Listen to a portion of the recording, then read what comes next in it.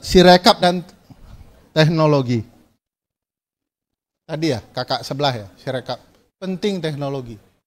Yang kita inginkan agar kita bisa mendeteksi setelah kita milih, suara kita ini jalan-jalan kemana. Jangan-jangan kita milih si A, dia pindah ke si B. Nah, teknologi penting. Sirekap kemarin, apakah tidak bisa mendeteksi kita? Bisa. Cuman mereka buat kacau. Salah satu bukti kekacauan adalah tiba-tiba suara PSI, yang anak bapak itu tuh, tiba-tiba meroket gitu ya.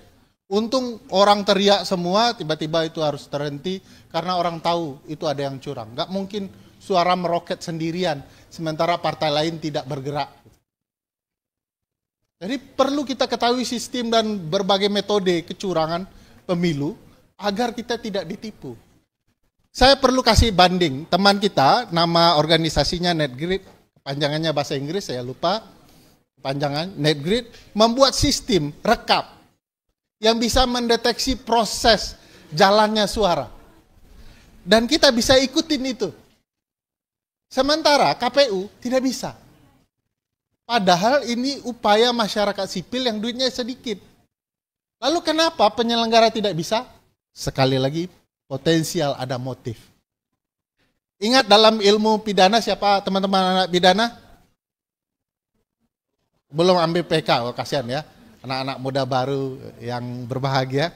Setahun lagi akan dipertanyakan, kakak belum tamat. Gitu. Kalau di dalam ilmu kepemiluan ada yang disebut niat jahat. Apa itu niat jahat? Bukan nawaitu begitu ya, bukan sengaja saya berniat untuk melakukan kejahatan, bukan itu. Niat jahat dalam hukum pidana adalah kelalaian, kealpaan, sesuatu yang disengaja untuk dilakukan tindak perbuatan jahat. Begitu juga di dalam kepemiluan, niat jahatnya itu bisa dilihat dari sirekap itu. Harusnya terbuka kok tertutup. Teman-teman tahu nggak, waktu verifikasi partai politik, semua kecurangan terjadi dalam proses pendaftaran partai politik. Sebagian publik tidak ngeh karena penyelenggara pemilu tidak terbuka bagaimana memverifikasi partai politik. Jadi sangat penting teknologi. Ya.